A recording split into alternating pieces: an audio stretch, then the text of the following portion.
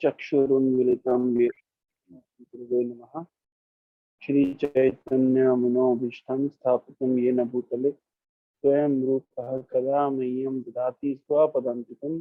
वन्देऽहं श्रीगुरो श्रीयुतापदकमलं श्रीगुरून् वैष्णवांश्च श्रीरूपं साग्रजातं सहगण रघुनाथान्वितं तं सजीवं साद्वैतं सावधूतं परिजनसहितं कृष्ण चैतन्यदेवं श्री राधा कृष्ण पादान सहगण ललिता श्री विशाखाभिकांश्च नमः। ओम विष्णु पादाय कृष्ण प्रेष्ठाय भूतले श्रीमते भक्ति वेदांत स्वामी नामिने नमस्ते सारस्वती देवे गौरवाणी प्रचारिणे निर्विशेष शून्यवादी पाश्चात्य देशिका। हे कृष्ण करुणा सिंधु दीनबंधु जगत्पते गोपेशा गोपिका कांत राधा कांत सत्य कंचन गौरांगी राधे वृंदावनेश्वरी वृषभानुसुते देवी प्रणमामि। वाञ्छाकल्पतरुभ्यश्च कृपासिन्धुभ्यश्च पतितानां पावनेभ्यो वैष्णवेभ्यो नमो महावदान्याय कृष्ण प्रेम प्रदायते कृष्णाय कृष्ण चैतन्य नामने गौरकृष्णे नमः। नीलाचल निवासाय नित्याय परमात्मने बलभद्र सुभद्राभ्याम जगन्नाथाय ते नमः। जय श्री कृष्ण चैतन्य प्रभु नित्यानंद श्री अद्वैत गदाधर शिवासादि गौर भक्त वृंदा। हरे कृष्ण कृष्ण कृष्ण हरे हरे हरे राम राम राम हरे हरे। हरे कृष्ण। आप सभी का हार्दिक स्वागत है। तो आज नरसिंह चतुर्दशी है, तो नरसिंह चतुर्दशी की हार्दिक शुभकामनाएं आप सभी को। आज के दिन भगवान नरसिंह देव का प्राकट्य हुआ था। तो श्रीमद् भागवतम में कहा गया है, सत्यम विधातो निज भृत्य भाषितुम व्याप्तिम च भूतेषु खिलेषु चात्मनः अदृश्यत अति अद्भुत रूप मुद्वहम स्तंभे सभायाम न मृगम न मानुषम। तो कहा जा रहा है कि सत्यम विधातुम निज भृत्य भाषितुम, अपने भक्त प्रहलाद की बात को सच करने के लिए भगवान जो कि सर्वत्र व्याप्त हैं, अखिलेषु चात्मना सभी जीवों के हृदय में व्याप्त हैं, लेकिन स्तंभे सभायाम, लेकिन सभा के मध्य रखे हुए स्तंभ से वो प्रकट हो गए। क्यों प्रकट हुए? अपने भक्त प्रहलाद की बात को सत्य करने के लिए।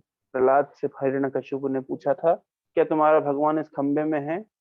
तो प्रहलाद ने कहा हाँ है। तो प्रहलाद की इस बात को सत्य करने के लिए भगवान खंबे से प्रकट हो गए। और दूसरा दूसरा ब्रह्मा जी के वचनों को सत्य करने के लिए कि ब्रह्मा जी ने जो वरदान दिया था, तो मानो भगवान ने पूरी चेकलिस्ट बना करके चेक किया हो कि जो जो वरदान ब्रह्मा ने दिया है उस वरदान को फुलफिल करते हुए न दिन में न रात में मरे, नास्त्र से न शस्त्र से, तो जीवित से न मृत से, न अंदर न बाहर, न ऊपर न नीचे, इस तरीके से जो जो कंडीशन हिरण्यकशिपु ने रखी थी तो सारी कंडीशंस को भगवान नरसिंह देव ने फुलफिल करते हुए, यानी ब्रह्मा जी के सारे वचनों को पूरा करते हुए भगवान ने ऐसा अवतार लिया और उससे हिरण्यकशिपु को बच कर दी। हिरण्यकशिपु सोच रहा था कि मैं बहुत बुद्धिमान व्यक्ति हूँ कि मैंने ऐसा वरदान मांगा है कि जिस वरदान से मैं अमर हो जाऊंगा। पहले उसने जब डायरेक्टली ब्रह्मा जी से कहा था कि मुझे अमरता का वरदान दीजिए, तो ब्रह्मा जी ने मना कर दिया कि संसार में कोई भी व्यक्ति अमर नहीं हो सकता। लेकिन हिरण्यकशिपु ने चाल चली, सोचा कि मैं इस तरीके से घुमा फिरा करके वरदान मांगूंगा तो हो सकता है कि मैं अमर हो जाऊं। तो घुमा फिरा के उसने इसका वरदान मांगा, लेकिन वो ये नहीं जानता है बुद्धिर्मताम अस्मि तेज तेजस्वी नाम। बुद्धिमानों की बुद्धि, तेजवानों का तेज है। बलम बलवताम चाहम, मैं बलशाली का बल। रसोहम सुकंतेय प्रभास्मि शशि सूर्य प्रणव सर्ववेदेषु शब्दखे पुरुषम। भगवान कह रहे हैं कि पानी के अंदर स्वाद, आज जैसे निर्जला फास्टिंग है तो पानी के अंदर का स्वाद हमको अनुभव हो रहा है, कितना महत्वपूर्ण है। प्यास लगती है तो कैसे अनुभव होता है, तो पानी के अंदर का स्वाद कौन है? तो भगवान है। रसोहम सुकंतेय प्रभास्मि शशि सूर्य, शशि और सूर्य, चंद्रमा और सूर्य का प्रकाश भगवान है। प्रणव सर्ववेदेषु, सभी वेदों के अंदर जो प्रमुख मंत्र है ओमकार, जो भगवान है। शब्द के पौरुषम से, और खम मतलब आकाश में जो शब्द गूंजता है वो भगवान ही है, भगवान का प्रतिनिधित्व, भगवान ही उसका प्रतिनिधित्व करता है, भगवान की शक्ति से ही वो विद्यमान है। पौरुषम नृषु, किसी मनुष्य के अंदर कोई भी क्षमता तो भगवान से ही आती है। तो हिरण्यकश्यप अपने आप को बहुत बुद्धिमान समझ रहा है, सोच रहा है कि मैंने ऐसा वरदान मांगा है कि ब्रह्मा जी तो बुद्धू हैं, उनने वरदान दे दिया और अब मैं इनडायरेक्टली अमर हो जाऊंगा। लेकिन हिरण्यकश्यप ने लगभग 36,000 साल तपस्या करी थी और भगवान ने 5 साल के भीतर उसको वध कर दी। तो जहां तक हिरण्यकश्यप की बुद्धि गई, लेकिन भगवान की बुद्धि इससे भी अधिक है, क्योंकि भगवान ही बुद्धिमानों की बुद्धि, तेजवानों का तेज है, बलवानों का बल। हमारे गुरु महाराज कहा करते थे कि हिरण्यकश्यप ने 36,000 साल तक किया अमर बनने के लिए, फिर भी वो अमर नहीं बन पाया। अच्छा, अगर हमसे पूछा जाए, हम भगवद गीता पढ़ रहे हैं, दूसरा अध्याय चल रहा था, हमसे पूछा जाए कि हम शरीर है या आत्मा, तो हमारा क्या उत्तर होगा? हम आत्मा है। तो अब अगर हमें पता चल गया हम आत्मा है, तो हमसे पूछा जाए अच्छा आत्मा की मृत्यु होती है कि नहीं होती है, तो हम बोलेंगे ना जायते ना मृत्यते व कदाचित नायम भूतको भविता व ना भूया अजो नित्यम शाश्वतोयम पुराणो ना हन्यते हन्यमाने शरीर। शरीर का नाश होने पर भी आत्मा का नाश नहीं होता है। ना जायते ना मृत्यते व कदाचित, आत्मा का कभी जन्म नहीं होता, कभी मृत्यु नहीं होती। तो इस तरीके से आत्मा अमर है और हम आत्मा है। तो जो हिरण्यकशिपु 36,000 साल प्राप्त करके भी प्राप्त नहीं कर पाया, तो केवल प्रभुपाद जी की Bhagavad Gita as it is पढ़ के हम प्राप्त कर गए। तो ये अमर होना है, अगर हम समझ जाए, हम समझ जाए हम आत्मा है तो अमर है, कि आत्मा मृत्यु से परे है। जब तक जीव आत्मा के प्लेटफॉर्म से उतर करके शरीर की चेतना में रहता है, तो तब तक उसके ऊपर एक जन्म मृत्यु का चक्र लागू होता है। लेकिन अगर वो शरीर की चेतना से उठ करके आत्मा की चेतना में स्थित हो जाए, तो उसके लिए जन्म मृत्यु नहीं है। और यही भगवत गीता की मुख्य शिक्षा है, या कह लीजिए भगवत गीता की प्रथम शिक्षा है। अगर हिरण्यकशिपु ने भगवत गीता पढ़ी होती तो इतनी तपस्या ना करनी पड़ती उसको। आप अगर भागवत में पढ़ेंगे किस प्रकार की तपस्या करी हिरण्यकशिपु ने, तो अंगूठों के बल खड़े होकर के, हाथ ऊपर कर करके इस तरह से माथे तेज निकल रहा था। हजारों हजारों साल इतनी तपस्या करी कि उसके ऊपर एंथिल, चींटियों का जो मिट्टी इस तरह एंथिल बन गया। जब ब्रह्मा जी देखने के लिए आए तो केवल स्केलेटन बचा था।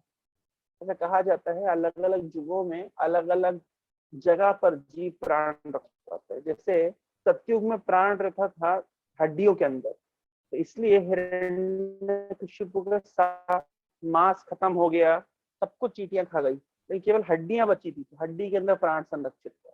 इस तरीके से सतयुग के अंदर हड्डियों में प्राण होता है, और ऐसे कहते हैं त्रेता युग के अंदर मुझे एग्जैक्टली ध्यान नहीं आ रहा, शायद खून के अंदर प्राण रहता है, और या मसल के अंदर प्राण रहता है, इस तरह कहते हैं। फिर द्वापर युग के अंदर खून के अंदर प्राण रहता है, लेकिन कलयुग के अंदर प्राण रहता है अन्न के अंदर, अन्नगत प्राण। अन्न नहीं मिलेगा तो प्राण निकल जाएगा। जैसे आज फास्टिंग करी, प्राण निकल सकता है कभी भी, किसी भी समय कब शाम होगी कब। एक तो अजीब बात देखिए कि भाई कृष्ण का आविर्भाव होता है रात के 12 बजे, हम रात के 12 बजे फास्टिंग करते हैं। बलराम जी आते शाम के 6 बजे, तो हम नहीं दोपहर के 12 बजे, तो हम दोपहर के 12 बजे तक फास्टिंग करते हैं। चैतन्य महाप्रभु आते शाम के 6 बजे, हम शाम के 6 बजे तक फास्टिंग करते हैं। भगवान रामचंद्र आते हैं दोपहर के 12 बजे, हम दोपहर 12 बजे फास्टिंग करते हैं। अच्छा, नरसिंह देव का प्राकट्य कब हुआ? हिरण्यकश्यप को शाम को 4 बजे मारा। भगवान ने जब सूर्य अस्त होने लगा, अस्त हुआ नहीं था, सूर्य अस्त होने लगा, उस समय हिरण्यकश्यप को वध किया। तो प्रकट कब हुए होंगे? तो प्रकट तो हो गए होंगे वही 11, 12, 1 बजे। तो झगड़ा चला, लड़ाई झगड़ा चला होगा 3-4 घंटे, फिर उसके बाद में हिरण्यकश्यप को मारा। इसका मतलब भगवान का प्राकट्य हो चुका है, तो फास्टिंग को 12 बजे ब्रेक कर देना चाहिए। लेकिन हम लोग फास्ट करते हैं हिरण्यकश्यप के वध तक। अलग ही फेस्टिवल है। बाकी सब अवतारों में तो भगवान का प्राकट्य के समय हम फास्ट करते हैं, लेकिन नरसिंह देव का प्राकट्य तो हो चुका होगा सुबह के 10, 11, 12 बजे और झगड़ा चला शाम तक, तो हम यहाँ फास्टिंग कर रहे हैं हिरण्यकशिपु के वध तक। जो भी है, तो कलयुग में अन्नगत प्राण, अगर अन्न ना मिले तो प्राण निकल जाएगा, ऐसा कहा जाता है। तो हिरण्यकशिपु का जो प्राण था वो तो हड्डियों के अंदर था। तो जब ब्रह्मा जी गए देखने के लिए तो कुछ नहीं देखा, केवल हड्डियां दिखी। तो ब्रह्मा जी के पास कुछ नेक्टेरियन लाए थे,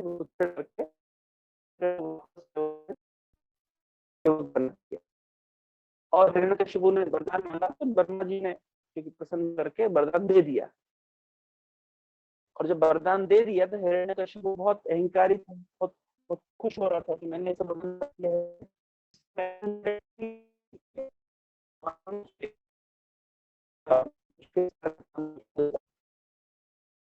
तो नास्तिक वाले भगवान उसके प्लान को विफल करते, जैसे जैसे नास्तिकों का प्लान, हिरण्यकशिपु के जो प्लान थे, ये आज के वैज्ञानिक इस तरह का प्लान करते। जैसे हिरण्यकशिपु का प्लान था, जो हिरण्यकशिपु के हाथ में पूरे ब्रह्मांड का शासन था, तो उस समय हिरण्यकशिपु ने नियम बनाया था कि जो लोग संसार में सुख से रह रहे हैं, निश्चित रूप से उन्होंने पुण्य किया होगा, तो वे लोग स्वर्ग में जाएंगे।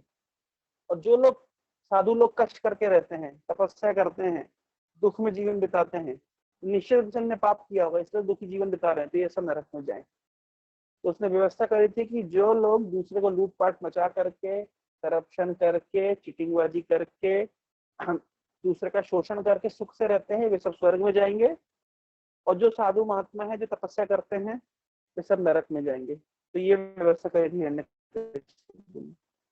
हिरण्यकशिपु ने सारे वृक्षों को आदेश दे रखा था कि सारे सीजन में फल देना। जैसे आज आप देखिए सर्दी के मौसम में मैंगो मिल जाता है, क्यों? ये सब हिरण्यकशिपु की व्यवस्था है। हरे कृष्णा, हरे कृष्णा। आवाज आ रही है मेरी? ओके।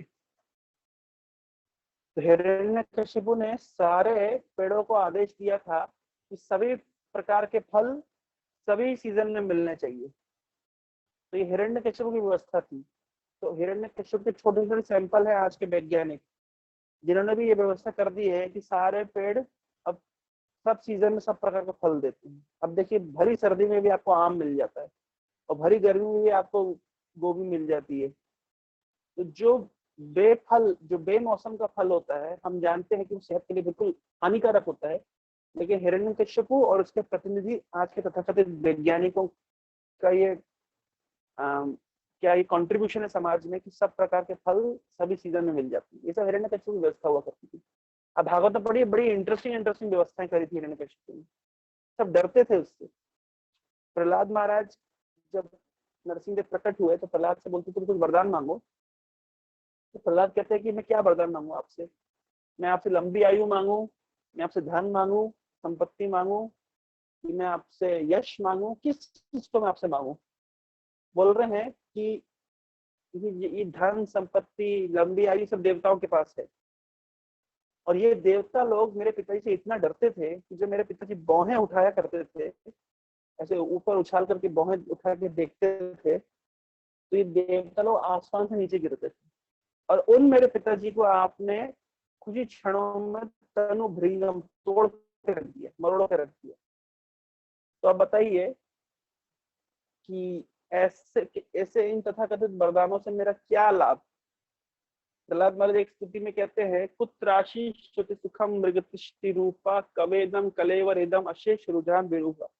बोल रहे हैं, सुनने में तो लगता है कुत्राशी बहुत बढ़िया बढ़िया आशीर्वाद है। कोई कोई व्यक्ति अगर धन प्राप्त करे, संपत्ति प्राप्त करे, प्रतिष्ठा प्राप्त करे, लंबी आयु प्राप्त करे, यश प्राप्त करे संसार में, सुनने में लगता है बहुत सुखी है। श्रुति सुखम, प्रहलाद कह रहे हैं सुनने का सुख, सुनने में सुख लगता है। तो कोई बोल सकता है नहीं नहीं, हम सुनने की क्या होता है, हम तो देख रहे हैं वो लोग सुखी हैं, ये सब वस्तुएं प्राप्त करके व्यक्ति सुखी ना रूपा खुद दिख रहा है वो सुखी है, नहीं है। तो कोई बोले नहीं नहीं, सुनने में भी सच है, देखने भी सच है, वो लोग सुखी है। तो प्रहलाद महाराज कितना भोग लेंगे? शरीर तो दुख, शरीर तो रोगों का आगार है, इस शरीर से विभिन्न प्रकार के रोग उपजते हैं, तो कितना वो सुख भोग लेंगे? अधिक खाने का सुख, सोने का सुख, मैथुन का सुख, कौन सा सुख को भोग लेंगे? कितना भोग लेंगे? कितने दिन तक भोग लेंगे? देखिए कहने की बात है, प्रहलाद महाराज इस तरीके से भगवान के द्वारा दिए गए प्रलोभन को टाल दिए। भगवान आप मुझे इस तरह के तथाकथित प्रलोभन मत दीजिए, इस प्रकार के तथाकथित सुख तो देवताओं के पास भी थे और वो मेरे पिताजी से इतना डरा करते थे, और वो मेरे पिताजी को आपने अभी तुरंत बस मार के रख दिए। 36,000 साल तपस्या करके आए, कुछ ही समय में आप प्रकट हुए और उनको वध कर दिया। तो मुझे इस तरह के तथाकथित वरदान नहीं चाहिए। इस प्रकार के वरदान एक जगह प्रहलाद महाराज ने कह दिया, जब भगवान ने कहा प्रहलाद कुछ मांगो मुझसे, ये 10वें अध्याय में आता है 7वें स्कंद के 9वें स्कंद के 8वें श्लोक। जब प्रहलाद ने स्तुति करी तो भगवान ने कहा मेरा वरदान, मेरा दर्शन कभी विफल नहीं जाता है। तो प्रहलाद महाराज कहते हैं कि भगवान आपने मुझे इस जगत में भेजा था शुद्ध भक्तों के लक्षणों को प्रस्तुत करने के लिए, दिखाने के लिए। क्या शुद्ध भक्त आपसे कुछ मांगता है? भक्ति की तो ये परिभाषा है, अन्य अभिलाषिता शून्यम ज्ञान कर्माद अनावृतम अनुकूलेन कृष्णानुशीलनम भक्ति उत्तमा। उत्तम भक्ति के तो ये लक्षण है। क्या लक्षण उत्तम भक्ति के? अन्य अभिलाषिता शून्यम, किसी प्रकार की अन्य अभिलाषा शून्य। चैतन्य महाप्रभु कहते न धनम न जनम न सुंदरीम कविताम बा जगदीश कामय। एक ही कामना है मेरी, मम जन्मनि जन्मनीश्वरे भवताद भक्ति अहेतु की त्वयि। आपकी अहेतु की भक्ति करता रहूं, ये मेरी अभिलाषा है। अन्य अभिलाषिता शून्य। ज्ञान कर्माद अनावृतम, कोई व्यक्ति भक्ति करता है पुण्य फल की कामना से, कर्मावृतम। कोई व्यक्ति भक्ति करता है मुक्ति की आकांक्षा से, ज्ञान आवृतम। शुद्ध भक्ति है ज्ञान कर्माद अनावृतम अनावृतम, जो भक्ति ज्ञान और कर्म से ढकी हुई नहीं, जो मुक्ति की आकांक्षा से और सांसारिक भोग की आकांक्षा से मुक्त है, उसे कहते हैं शुद्ध भक्ति। देवता भी भक्त हैं, लेकिन देवता कर्म हमेशा, क्यों? क्योंकि वे भक्ति के साथ साथ कुछ भोग चाहते हैं। लेकिन चैतन्य महाप्रभु हमको शिक्षा देते हैं शुद्ध भक्ति। बहुत सारे ज्ञानी भी हैं जो ध्यान करते हैं, भगवान का भजन भी करते हैं, लेकिन उनके भजन का लक्ष्य है मुक्त होना, तो उसको कहते हैं ज्ञान आवृत भक्ति। लेकिन भगवान को प्रहलाद महाराज कह रहे हैं कि आपने मुझे शुद्ध भक्ति के लक्षणों को दर्शाने के लिए भेजा था। तो क्या शुद्ध भक्त क्या आपसे कुछ व्यापार करता है? क्या आपने मुझे व्यापारी समझा है कि मैं भक्ति के बदले में आपसे कुछ मांगू? तो प्रहलाद महाराज कह रहे मैं वाणिज्य नहीं हूँ, मैं व्यापारी नहीं। क्या आपके दर्शन, आपकी भक्ति के बदले में कुछ प्राप्त करना चाहूँ आपसे? ना, इस प्रकार के प्रलोभन देकर के मुझे मत फंसाइए। प्रहलाद महाराज कह रहे हैं कि भगवान वैसे भी मैं एक आसुरिक कुल में उत्पन्न हुआ हूँ। आसुरिक कुल का अर्थ होता है, आसुर शब्द का अर्थ होता है, र धातु का अर्थ होता है रमण करना, आनंद।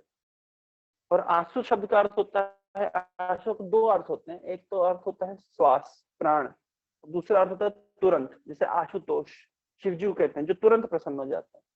तो कहने का तात्पर्य आसु रमन इति, आसु रमनते इति असुर, मतलब जो व्यक्ति जिसका जीवन का लक्ष्य केवल रमण करना है, उसके प्राण चलते ही हैं जीवन में केवल सुख भोग करने के लिए, उसको कहते हैं असुर। अच्छा भोजन करना, अच्छा सोना, अच्छा भौतिक प्रगति करना, बड़ी बड़ी बिल्डिंग में रहना, जिसका केवल जीवन का लक्ष्य है कि केवल मुझे सुख के साथ में रहना है, उसको कहते हैं असुर। यह जो केवल आंसू रमन से, जो तुरंत रमण करना चाहता है, instant Maggi, instant noodles, instant money, जो तुरंत मजा करना चाहता है, जिसको भविष्य कोई चिंता नहीं है। तो कहा जाता है 2 मिनट का मजा जीवन भर की सजा। तो उसको नहीं मतलब है कि जीवन भर मुझे इस प्रकार का कार्य करने से सजा मिलेगी ना, तुरंत रमण करना चाहता है, इंस्टेंट प्लेजर के पीछे कहते हैं असुर। तो प्रहलाद महाराज कहते हैं भगवान वैसे भी मैं असुर कुल में जन्म लिया हूँ, और आप मुझे भोग दिखा करके मेरे को, आप मेरे प्रलोभन दे करके आप क्यों इस प्रकार से मतलब मुझे प्रलोभन दे रहे हैं कि ऐसा ना हो कि मैं फिर इन वस्तुओं को आकर्षित हो जाऊं। तो कृपया करके इस तरह मेरे साथ मत करिए। अगर आपको कुछ वरदान देना ही है तो भगवान मुझे ऐसा वरदान दीजिए, यदि दास्यसी में कामान वराम स्वाम वरदार ऋषभ कामना हृदय सम्रोहम भगवतस्तु वृणय परम। अगर आपको मुझे कुछ वरदान देना ही है तो ये वरदान दीजिए कि कैसे मेरे हृदय के किसी भी कोने में अगर कोई भी कामना है, वो कामना से मैं मुक्त हो जाऊं। कामना हृदय सम्रोहम भगवतस्तु वृणय परम, बस ये वरदान मुझे दीजिए। अगर आप देने चाहते, यदि दास्यसी में कामान, अगर आपको देने की कामना है ही, हे भरत ऋषभ, हे वरदान देने वालों सर्वश्रेष्ठ, मुझे सभी प्रकार की कामनाओं से मुक्त कर दीजिए, क्योंकि ये कामना ही है जो मुझे संसार चक्र में बांध के रखती है। ऐसा कहा जाता है, प्रीति न जावत मई वासुदेव न मुच्यते देह जोगी न तावत। ऋषभदेव कहते हैं कि जब तक भगवान से कोई जीव प्रेम के स्तर पे नहीं आता है, ना मुच्यते देह जोगी न तावत, तब तक वो इस शरीर के बंधन से, कर्मात्म में कम शरीर बंधा, जब तक हमारे मन के अंदर एवं मना कर्म बसम नियुक्ते अविद्या, ऐसा कहा जाता है कि जब तक हमारे मन के अंदर कर्म के, क्या कहते हैं, बीज है, वासनाएं हैं, उन वासनाओं के अनुरूप हमें बारंबार जन्म लेना पड़ेगा। तो जितनी अधिक वासना है उतनी बारंबार हमको जन्म लेना पड़ेगा। यहाँ तक कि एक भी वासना रह जाती है हमारे हृदय में, तो उसके लिए हमको पुनः इस भौतिक जगत में आना पड़ता है। तो प्रहलाद महाराज कह रहे हैं कि अगर आपको कुछ मेरे को वरदान नहीं देना है, तो ये वरदान दीजिए कि मैं किस प्रकार से इन वासनाओं से शुद्ध हो सकूं, किस प्रकार से मेरे हृदय में कोई कामना जागृत ना हो, केवल एक ही कामना जागृत रहे, कैसे मैं आपकी सेवा में नियोजित रहूं, कैसे मैं आपके भजन करता रहूं, कैसे मैं आपके भक्तों की सेवा करता रहूं, कैसे मैं आपके भक्तों के संग को प्राप्त करूं। तो ये प्रार्थना भगवान से कर रहे हैं प्रहलाद महाराज। प्रहलाद महाराज देखिए हिरण्यकश्यप के पुत्र हैं। हिरण्यकश्यप शब्द का अर्थ होता है हिरण्य और कश्यप। हिरण्य मतलब गोल्ड, कश्यप मतलब सॉफ्ट बेड।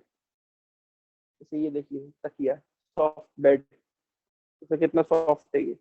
तो जिसका जीवन का लक्ष्य धन कमाओ और आराम से रहो, हिरण्यकश्यप जो कहते हैं। नाम देखिए कितना सिस्टमेटिक।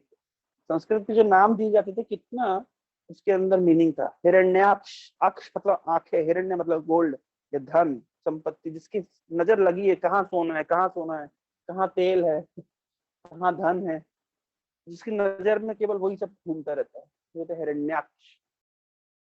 हिरण्यकश्यप और हिरण्याक्ष दो भाई थे जिनका वध भगवान विष्णु ने शुकर रूप लेकर के, वराह रूप लेकर के और नरसिंह रूप लेकर किया।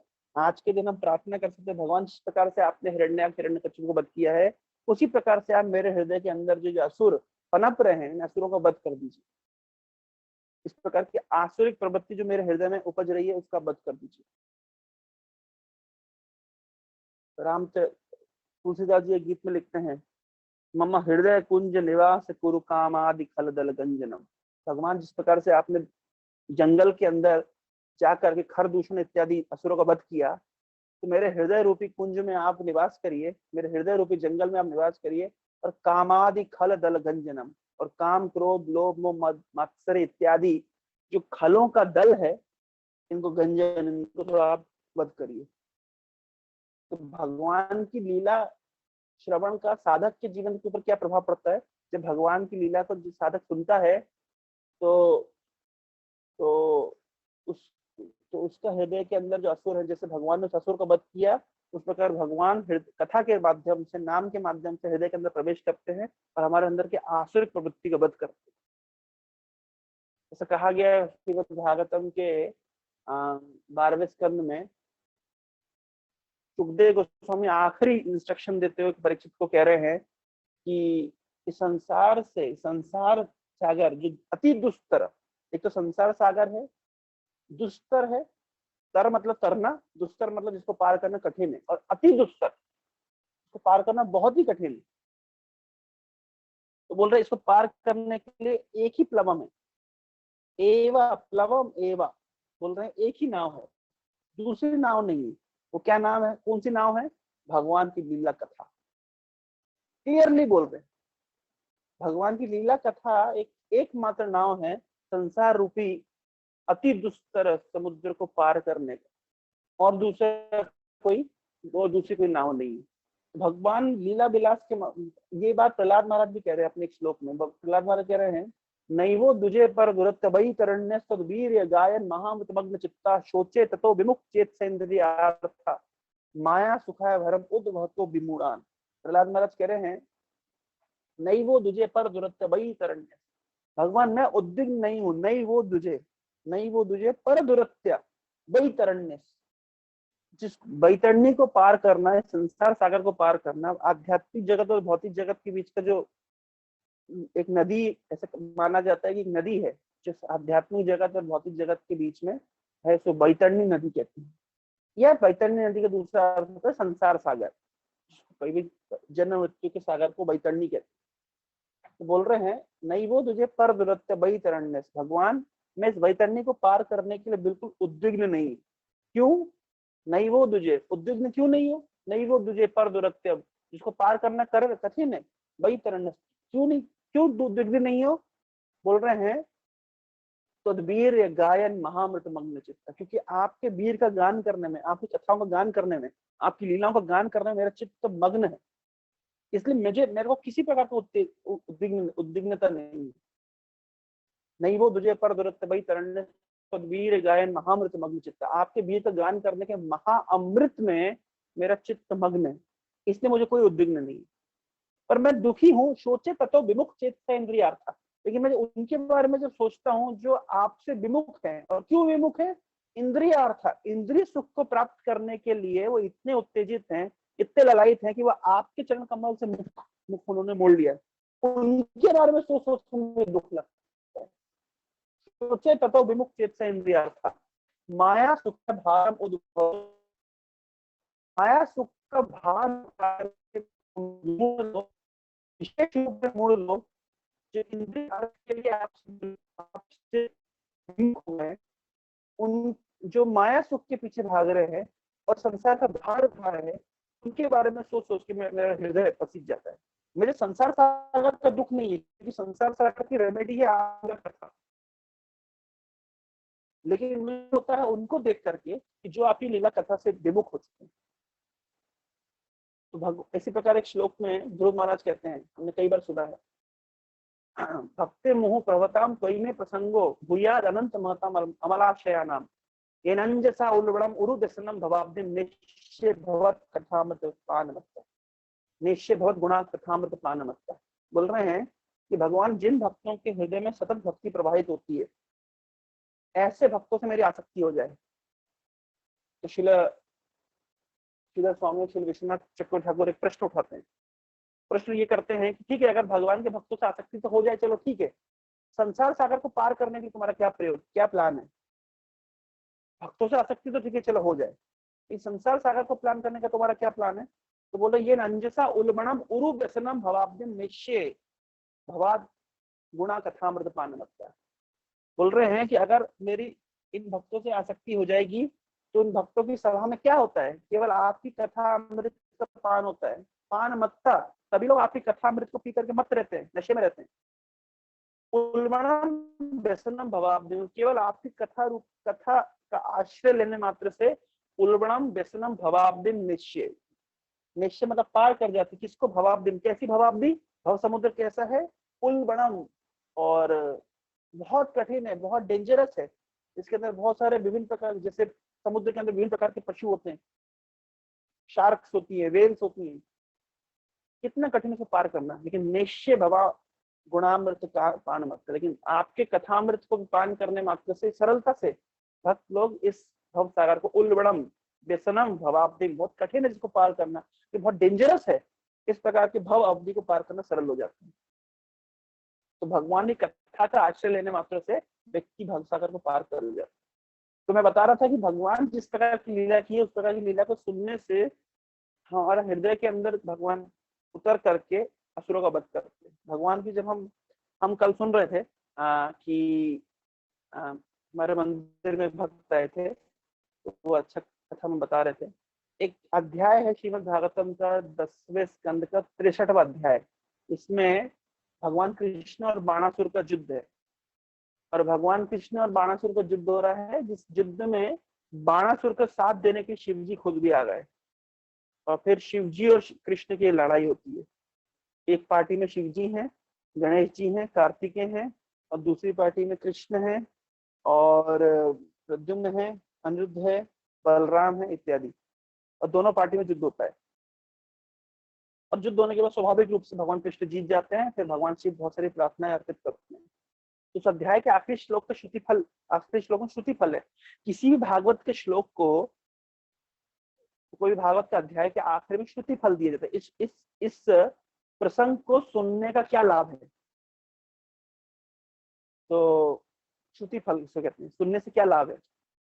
तो वहां लिखा हुआ है कि जो इस प्रसंग को सुनता है, भगवान शिव के ऊपर भगवान कृष्ण की विजय के इस प्रसंग को जो सुनता है, वो जीवन में कभी पराजित नहीं होता, उसको कभी पराजय प्राप्त नहीं होती, हमेशा विजयी होता है। इस प्रकार श्रुति फल है। 10वें अध्याय का 63वां, 10वें स्कंद का 63वां अध्याय। तो प्रभु जी बहुत अच्छा प्रश्न पूछे, पराजय का अर्थ क्या है? बहुत अच्छा एग्जाम्पल देके समझाते हैं। बोले पराजय क्या है? पराजय का अर्थ है, जैसे जब तक हम शरीर की चेतना में रहते हैं हम पराजित ही रहेंगे। जैसे मान लीजिए हम अगर शरीर की चेतना में रहते हैं, तो मैं मान लीजिए छोटी हाइट का हूँ और कोई व्यक्ति है जो 7 फीट 8 फीट हाइट का है, तो उसके सामने तो मैं पराजित हूँ। या कोई बहुत दुबला पतला है, तो वो मोटे व्यक्ति के सामने पराजित है। बॉडीली कॉन्शियसनेस में देखा जाए तो वो पराजित है।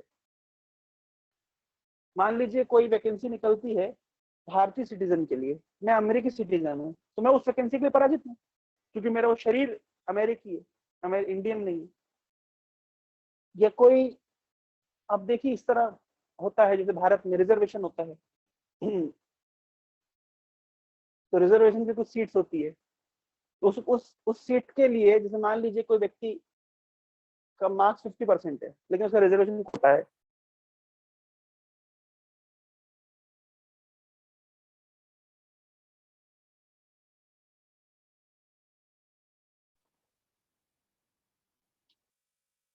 एक मिनट।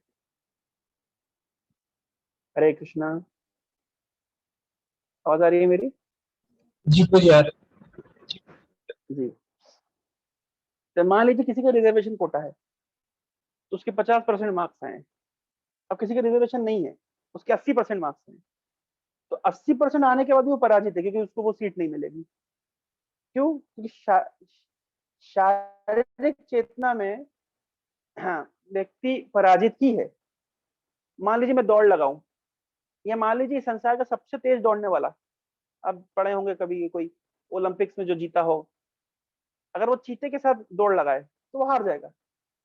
दौड़ लगाने की क्षमता के अनुसार वो पराजित हो गया। देखो भोजन करने में कितना भी निपुण होगी, तो हाथी के साथ कंपटीशन करे वो पराजित हो जाएगा।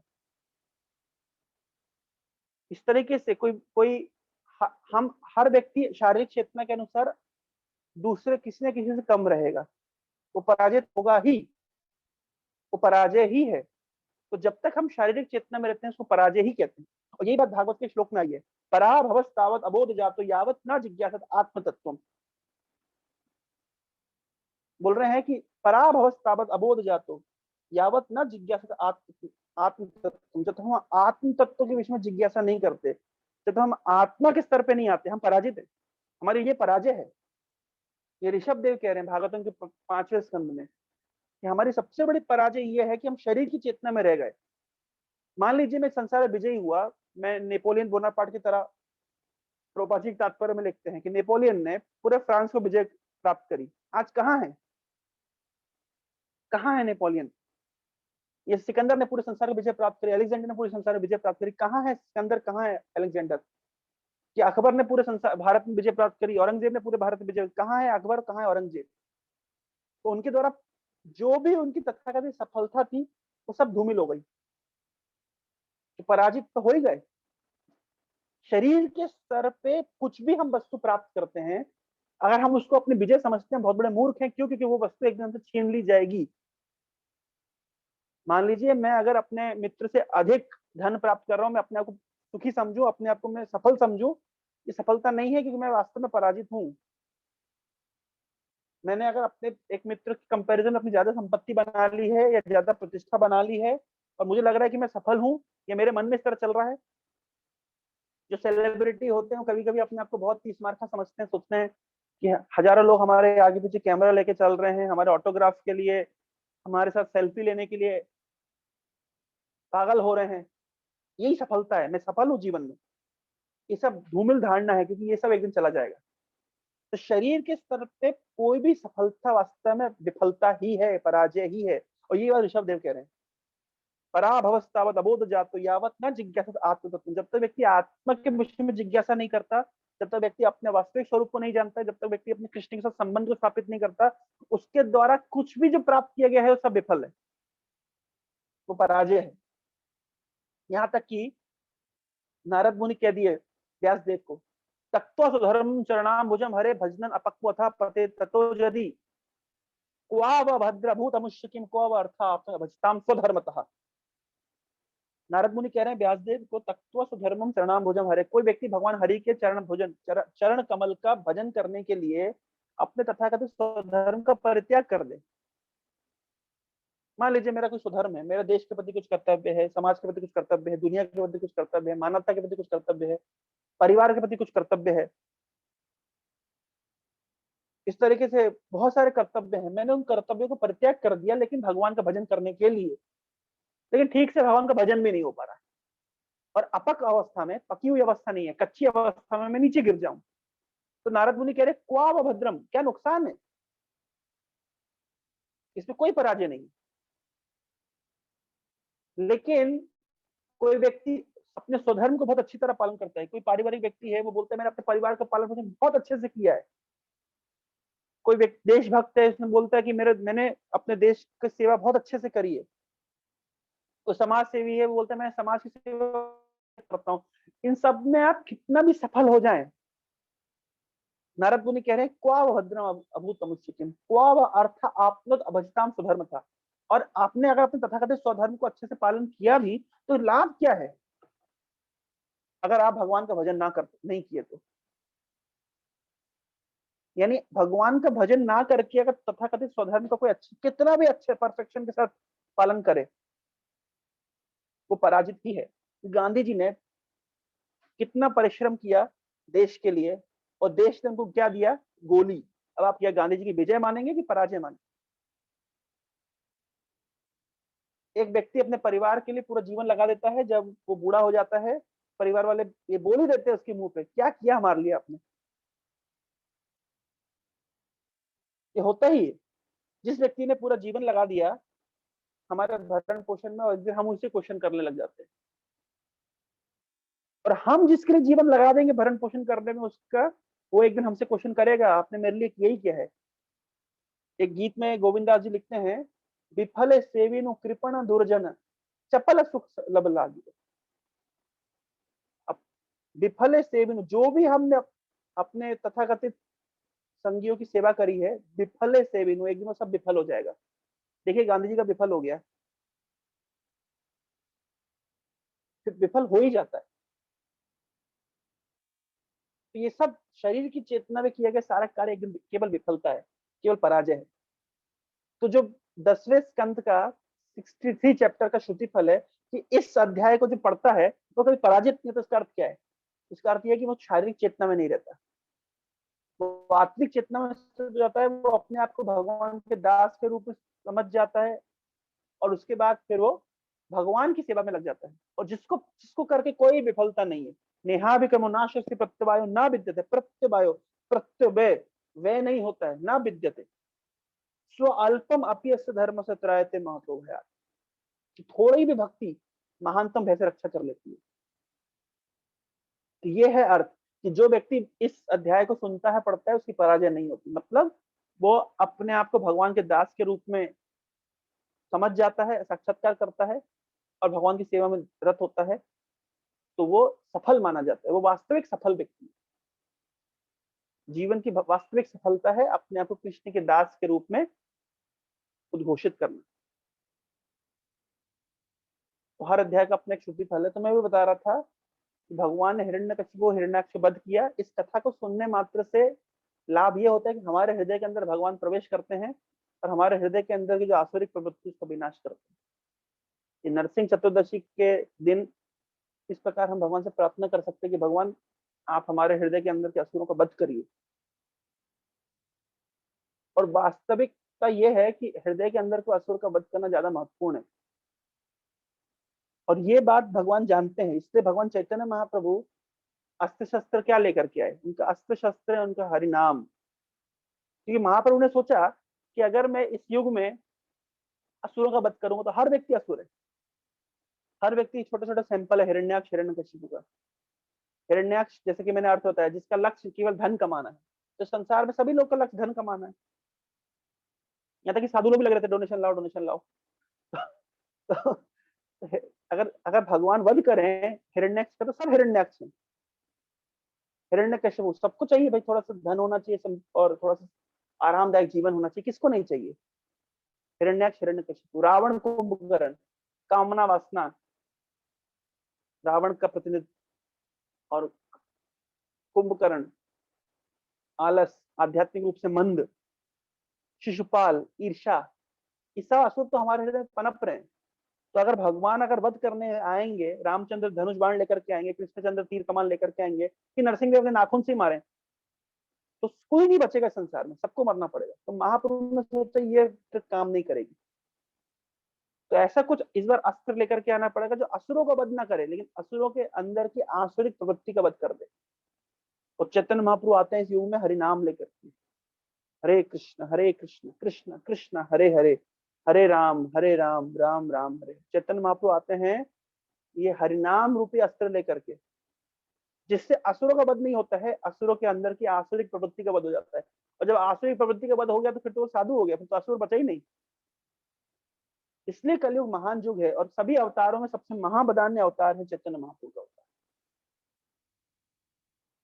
चैतन्य महाप्रभु ने, जैसे भगवान कृष्ण ने वध किया कंस का या अन्य असुरों का, या हिरण्यकश्यप को वध किया भगवान नरसिंह देव ने, रावण का वध किया भगवान रामचंद्र ने, भगवान चैतन्य महाप्रभु ने किसी का वध नहीं किया। उन्हें ऐसा फॉर्मूला लेकर के आए कि जिससे हृदय के अंदर की आसुरी प्रवृत्ति का वध हो जाए। अच्छा, ये तो चैतन्य महाप्रभु की बात। चैतन्य महाप्रभु ने फिर भी एक बार अस्त्र उठा लिया था। जब जगाई मदाई ने नित्यानंद प्रभु को मारने का प्रयास किया था, तो महाप्रभु क्रोधित हो गए, उन्होंने तुरंत सुदर्शन चक्र का आवाहन कर दिया। तब तुरंत नित्यानंद प्रभु ने चैतन्य महाप्रभु के चरण पकड़ लिए, उनको याद दिलाया कि भगवान इस अवतार में आपने प्रतिज्ञा ली थी कि आप अस्त्र शस्त्र धारण नहीं करेंगे। तो महाप्रभु तो दयालु है ही कि अस्त्र शस्त्र नहीं उठाने वाले थे, लेकिन फिर भी उठा लिए। उनसे भी अधिक दयालु है नित्यानंद प्रभु। तो जो व्यक्ति नित्यानंद प्रभु का आश्रय लेता है, कि नित्यानंद प्रभु अधिक दयालु है। नित्यानंद प्रभु है गुरु तत्व, कृष्ण में और गुरु में अधिक दयालु गुरु है। ऐसा कहा जाता है कि कृष्ण रूठ जाएं और गुरु अगर आपसे रूठे नहीं है, गुरु आपके फेवर में है, तो आप कृष्ण को आपके लिए मना लेंगे। लेकिन गुरु रूठ जाए तो बेचारे कृष्ण भी कुछ नहीं कर पाएंगे। यस्य प्रसादात भगवत प्रसादो, यस्य अप्रसादा न गति कुतोपि। जिसकी प्रसन्नता से भगवान प्रसन्न होते हैं, जिसको अप्रसन्न करके ना गति कुतोपि। ध्यायस्तु वंशत शेषस्ते संध्या वंदे गुरु श्री चरणारविंदम। इस प्रकार के गुरु के हम चरण कमलों का दिन में 3 बार स्मरण करते हैं, 3 त्रिकाल संध्या में। तो कहने का तात्पर्य यह है कि नित्यानंद प्रभु चैतन्य महाप्रभु से अधिक दयालु हैं, क्योंकि महाप्रभु ने तो एक बार अस्त्र शस्त्र उठा लिया था, लेकिन नित्यानंद प्रभु ने उनको रोक दिया। आज हम मायापुर धाम में हैं, चैतन्य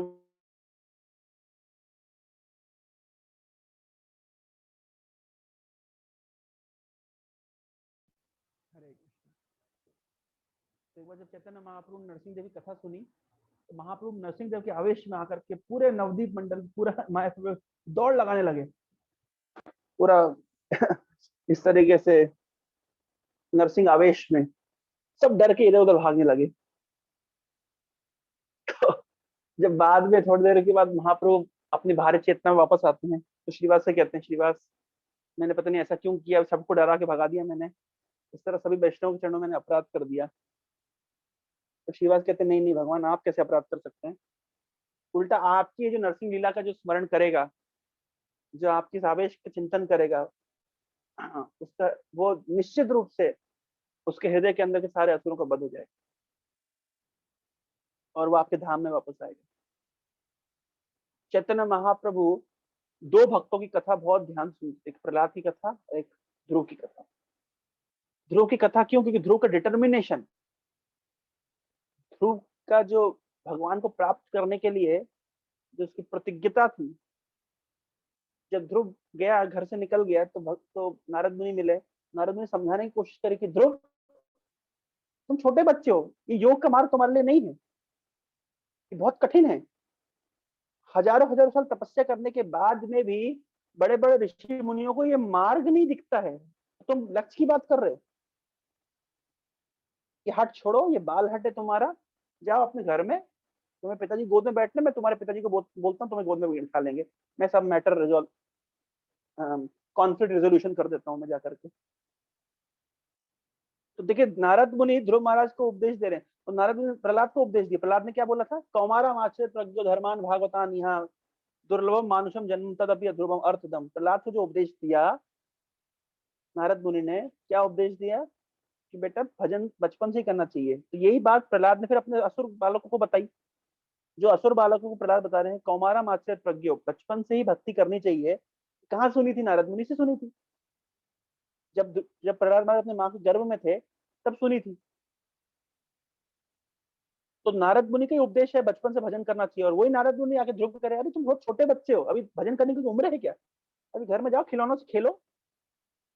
लेकिन ध्रुव का इतना डिटर्मिनेशन था कि नारद मुनि साफ बोल दी, नारद मुनि अगर आप मुझे ये भक्ति का मार्ग दिखा सकते, भगवान से मिलने का मार्ग दिखा सकते दिखाइए, नहीं तो रास्ता उधर है। ऐसा बोले नहीं, लेकिन मन ही मन इस तरह बोल दिए। तब ध्रुव महाराज की डिटर्मिनेशन को देख करके नारद मुनि ने उनको प्रोसेस बताया। तो 6 महीने के अंदर ध्रुव महाराज भगवान को प्राप्त कर लेते हैं। ध्रुव ने पहले हर 3 दिन में एक बार 3 दिन तक जप करते थे। तो नारद मुनि से बोला एक महीने बाद, नारद मुनि कुछ नहीं हुआ, 3 दिन तक जप करता रहा। उसके बाद कुछ खाता था, भगवान नहीं मिले। नारद मुनि कहा ठीक है बढ़ा दो, डबल कर दो। अगले महीने 6 दिन तक जप करते थे, फिर कुछ खाते थे, कुछ पानी पीते थे केवल, भगवान नहीं मिले। तो नारद मुनि कहते हैं, नारद मुनि नहीं मिले अभी क्या करना है, तो नारद मुनि फिर बढ़ा दो, 6 से 9 कर दिया। 9 दिन में सूखे पत्ते खाते थे एक बार। फिर नारद मुनि को बोला, तीसरा महीना बीत गया है, 9 दिन तक जब करता हूँ भगवान नहीं मिले, चौथे महीने में क्या करना है। नारद मुनि ने कहा अभी बढ़ा दो और 12 दिन कर दो। 12 दिन में सांस लेते थे।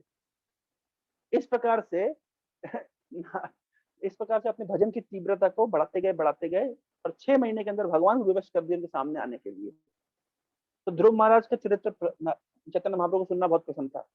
और उसी प्रकार से प्रहलाद महाराज का चरित्र सुनना बहुत पसंद था, क्योंकि प्रहलाद ने इतनी प्रतिकूल अवस्था में भक्ति करी। हम लोग कभी कभी इस तरह एक्सक्यूज देते हैं कि हमारे घर में फेवरेबल एनवायरनमेंट नहीं है, भक्ति नहीं कर सकते। प्रहलाद इतना अनफेवरेबल एनवायरनमेंट नहीं है हमारे घर में कि हमारे पिताजी कोई भाला लेकर के त्रिशूल लेकर हमें पीछे नहीं पड़े हैं, भक्ति छोड़ो नहीं तो मार दूंगा। हिरण्यकशिपु तो लिटरली मारने के लिए पीछे उतारू था। और ऐसा कोई तरीका नहीं है जो उसने अपनाया ना हो प्रहलाद का वध करने के लिए। लेकिन उतनी प्रतिकूल व्यवस्था में भी प्रहलाद ने भगवान का भजन किया। और इसलिए चैतन्य महाप्रभु को प्रहलाद का चरित्र सुनना अतिशय पसंद था। चैतन्य महाप्रभु सुना करते थे प्रहलाद का चरित्र। कहां पर, जगन्नाथपुरी में छोटा गोपीनाथ मंदिर में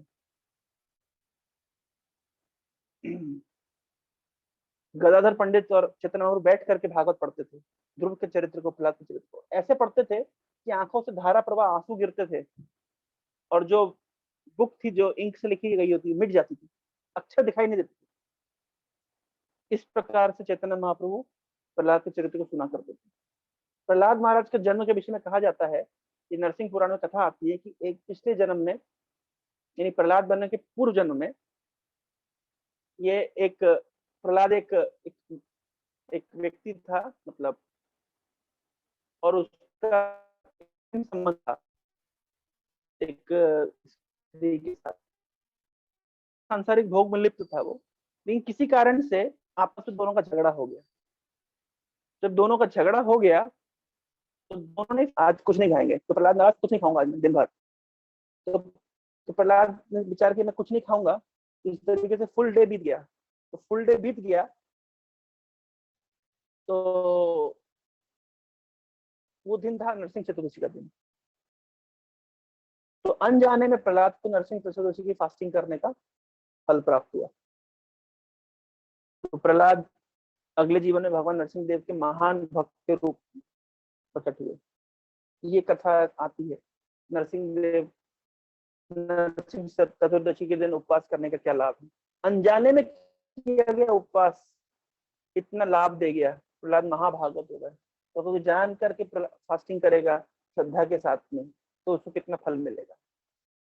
इसी प्रकार ऐसा कथा आती है कि प्रहलाद हिरण्यकश्यपु का जन्म कैसे हुआ। हम सुनते हैं कि दिति कश्यप मुनि के पास जाकर के रिक्वेस्ट करती हैं, तो कश्यप ने कहते हैं कि ये सही समय है समागम करने का, ये गण घूमते हैं और ये सही समय नहीं है। इस तरह अगर हम हमारे बीच समागम होगा तो संतान तुम्हें प्राप्त होगी। लेकिन दिति अपने इंद्रियों पर बिल्कुल नियंत्रण ना रखती थी, उन्होंने कश्यप मुनि को बहुत प्रेरित किया।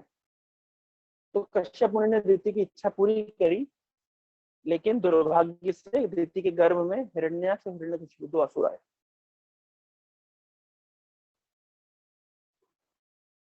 लेकिन प्रहलाद का जन्म कैसे हुआ?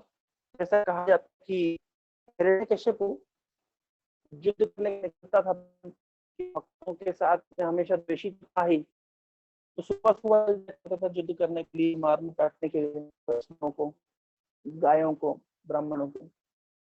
तो एक दिन एक पेड़ के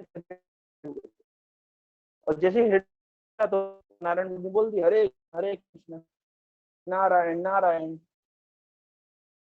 सुबह एक कहाँ से आवाज आ रही है नारायण नारायण, पूरा दिन खराब कर दिया।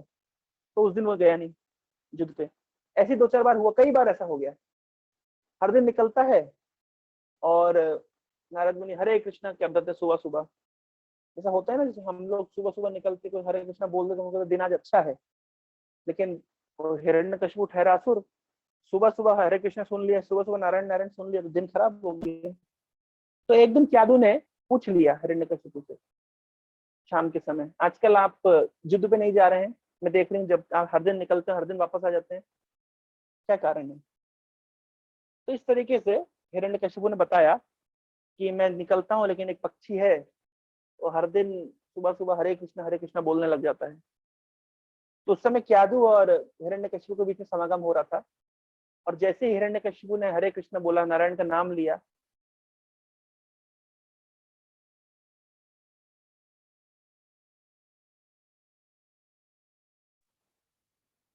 तो उस समय हिरण्यकशिपु और क्यादु का समागम हो रहा था। उस समय भगवान नारायण का नाम लेते हुए हिरण्यकशिपु बता रहा था ये एक पक्षी है, कि नारायण नारायण बोलता है, हरे कृष्ण बोलता है। तो उस समय उस चेतना के समय इंद्रकश्यप का वीर स्खलित हुआ और क्यादु गर्भवती हुई। तो क्योंकि उस समय हिरण्यकश्यप यद्यपि असुर है, लेकिन डायरेक्टली इनडायरेक्टली उसकी चेतना भगवान में लगी हुई थी। एक महान भक्त प्रहलाद क्यादु के गर्भ में आती, और इससे प्रमाण मिलता है जब हिरण्यकश्यप तपस्या करने के लिए गया हुआ था, तब क्यादु जब गर्भवती थी, तो उस समय देवताओं ने अवसर देख करके क्यादु को बंदी बना लिया, ये कह करके कि इसके गर्भ में एक बहुत भयानक असुर का वंश है, जैसे ये बच्चा पैदा होगा हम उसको मार देंगे। तो उस समय नारद मुनि तुरंत वहां पहुंचते बताते हैं कि क्यादु के गर्भ में कोई असुर नहीं है, क्यादु के गर्भ में एक महाभागवत भक्त आएंगे। ये बात सुन करके इंद्र और बाकी देवता क्यादु की परिक्रमा करते हैं, और नारद मुनि क्यादु को अपने आश्रम में ले जाते हैं। और नारद मुनि वहां पे कथा किया करते थे, क्यादु कथा सुना करती थी, और क्यादु के माध्यम से प्रहलाद महाराज भगवान की कथा को सुना करते थे। और ये बात पूछी बालकों ने कि हम लोग यहाँ बोर्डिंग स्कूल में पढ़ाई करते हैं, यहाँ तो चंडामर्क नाम के 2 टीचर्स हैं और बहुत कड़े पहरेदार लगे हुए हैं, तुमने ये भक्ति का ज्ञान कहाँ और कब सीख लिया, किससे सीख लिया? तब प्रहलाद कहते हैं कि इस प्रकार से जब मेरे पिताजी तपस्या करने के लिए गए हुए थे और मेरी माँ नारद मुनि के आश्रम में थी, उस समय नारद मुनि भगवान की कथा किया करते थे। मेरी माँ तो एक स्वाभाविक रूप से उनकी स्त्री लोग भूल जाते हैं, ऐसा शास्त्र में लिखा है, वो तो भूल गई, उनको तो कुछ ज्यादा याद नहीं है, वो तो घर गृहस्थी काम में इतना व्यस्त हो जाती हैं स्त्रियां कि उनको ध्यान नहीं रहता है भगवान के भजन साधन, यह शास्त्र में क्या लिखा है। तो क्यादु तो भूल गई, लेकिन मुझे सब स्मरण में है। तो मैंने नारद मुनि के श्रीमुख से सब सुना था, और वही मैं तुम लोगों को सुना रहा हूँ। तो इस प्रकार से प्रहलाद महाराज एक महान भागवत, एक महान वैष्णव हुए, जो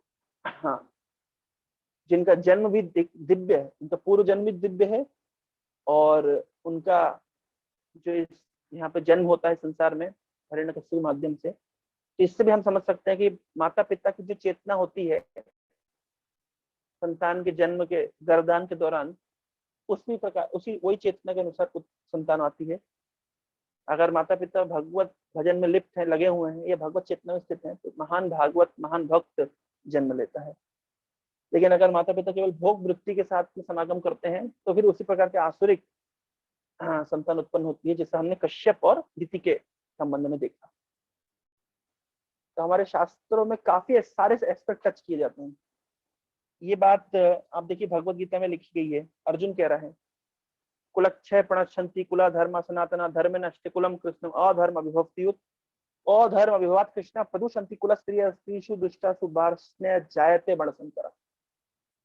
अगर परिवार की स्त्रियां दूषित होंगी तो उनसे बणशंकर उत्पन्न होंगे, अवांछित संतान उत्पन्न होंगे। इस प्रकार की संतान केवल समाज में उहापोह की स्थिति मचाएंगी, केवल समाज में क्योटिक सिचुएशन मचाएंगे। तो किस प्रकार की संतान आनी चाहिए, इसके लिए भी प्लानिंग की जाती है। हमारे शास्त्रों में इस एस्पेक्ट को भी टच किया गया है।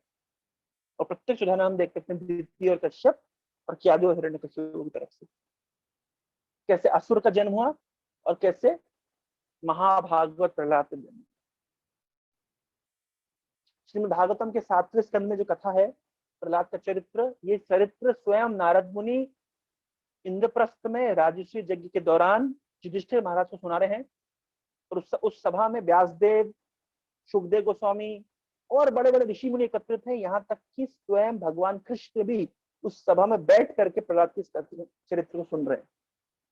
नारद मुनि एक महाभागवत है, युधिष्ठिर महाराज एक महाभागवत है, और एक तीसरे महाभागवत प्रहलाद की चर्चा हो रही है। उस चर्चा में बहुत सारे ऋषि मुनि बैठे हुए हैं और साक्षात भगवान स्वयं बैठ करके अपने भक्त प्रहलाद के चरित्र को सुन रहे हैं। लगभग 10 से अधिक अध्यायों में प्रहलाद महाराज के चरित्र का वर्णन है 7वें स्कंद में उति कर्म वासनाओं की चर्चा की गई है। 2 प्रकार की वासनाएं बताई गई, शुभ वासना और अशुभ वासना। अशुभ वासना का प्रत्यक्ष उदाहरण है हिरण्यकश्यपु और हिरण्याक्ष। आसुरिक वासनाएं, संसार में बांधने वाली वासनाएं, और शुभ वासनाओं का प्रत्यक्ष उदाहरण है प्रहलाद। और कहा गया है कि अगर कोई वैष्णव हमसे प्रसन्न है तो हमारे हृदय में शुभ वासनाओं का उदय होता है, और कोई वैष्णव हमसे रूठ गया है तो हमारे हृदय में अशुभ वासनाओं का उदय होता है।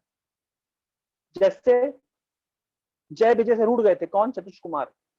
और फिर जय विजय के अंदर लीला की दृष्टि से देखा जाए तो आसुरिक वासनाएं उदित होती हैं और वो हिरण्याक्ष हिरण्यकश्यप बन करके आते हैं।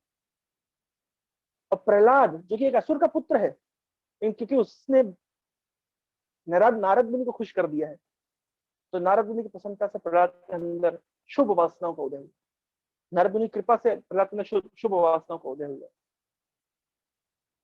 तो शुभ वासना अशुभ वासनाएं, अशुभ वासना भगवान से दूर करती है, विमुख करती है, शुभ वासना भगवान को उन्मुख करती है। तो देखिए प्रहलाद महाराज और आगे प्रहलाद महाराज की परंपरा में जितने आए हैं, चाहे विरोचन चाहे बलि, सब महाभागवत हुए, भगवान के भक्त हुए। तो यद्यपि असुर कुल में जन्म लिया लेकिन इनके हृदय में शुभ वासनाओं का उदय है। और कभी कभी हम देखते हैं कि इंद्र जैसे देवता भी अशुभ वासनाओं के चंगुल फंस जाते, भगवान से लड़ लेते हैं। तो हमारे हृदय में शुभ वासनाओं का उदय कैसे होगा? अगर हम साधुओं को प्रसन्न करेंगे, वैष्णव को प्रसन्न करेंगे, वैष्णव की संगति करेंगे, उनकी संगति करने से हमारे हृदय में शुभ वासनाओं का उदय होगा।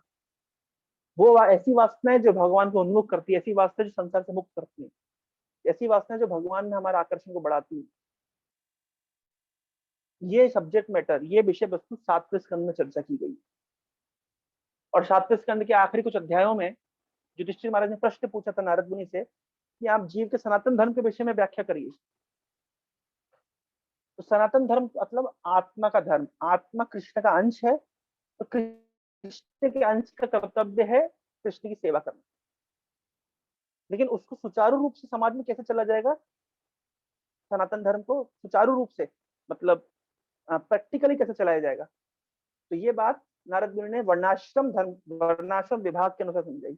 4 वर्ण और 4 आश्रम के विभाजन से सोसाइटी इस तरीके से एस्टेब्लिश रहती है कि सभी लोग अपना काम धंधा करने के साथ साथ भगवान का भजन करके अपने जीवन के चरम लक्ष्य प्राप्त कर सकते।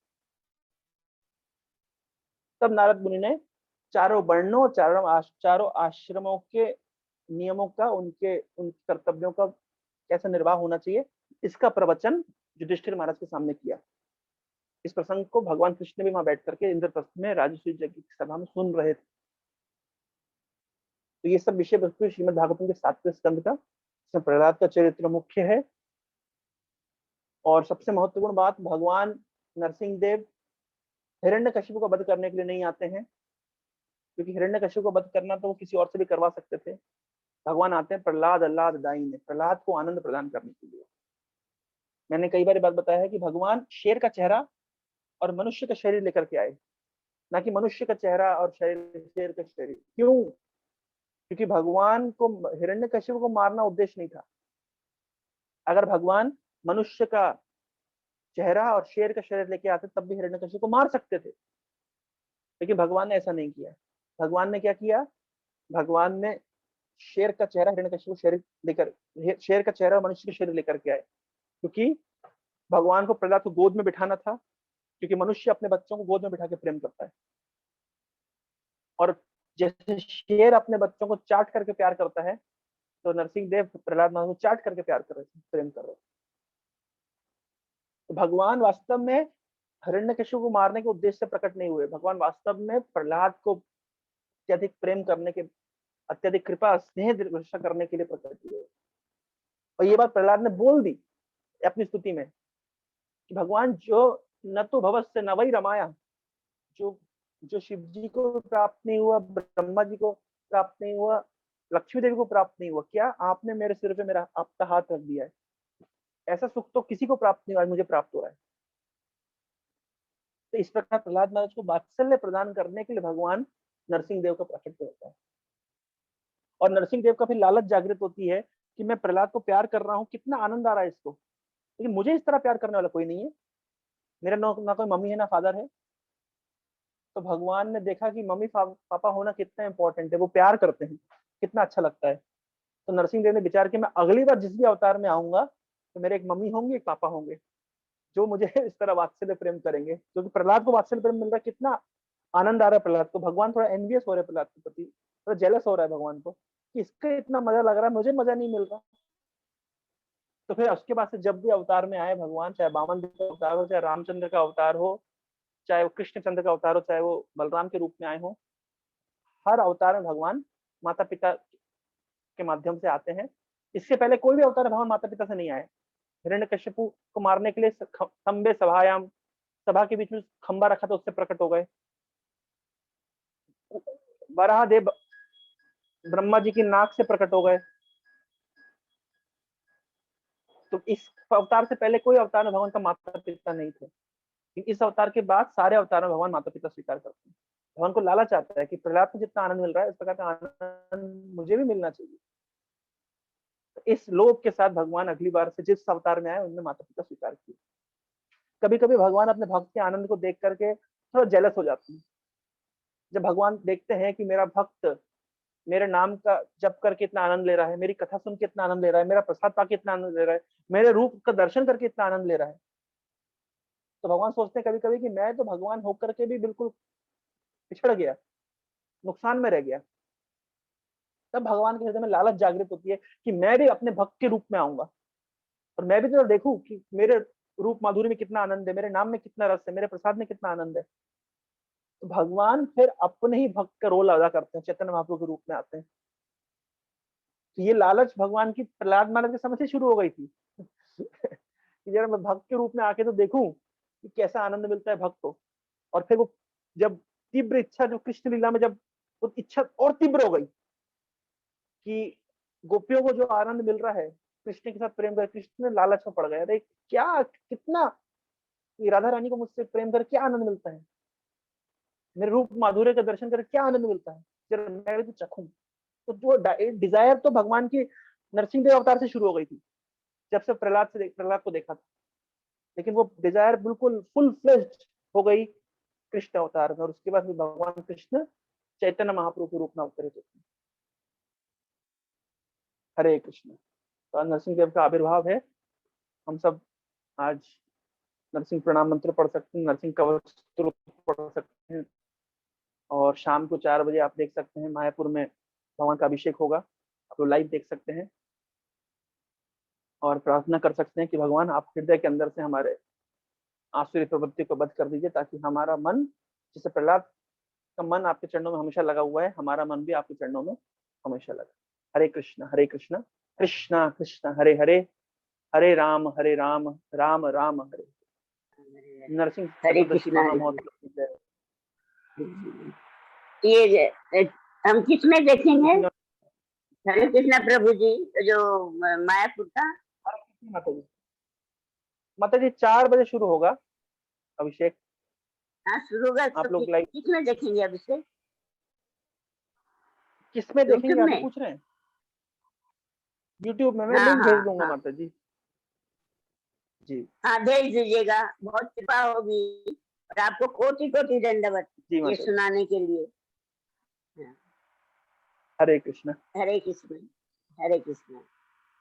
हरे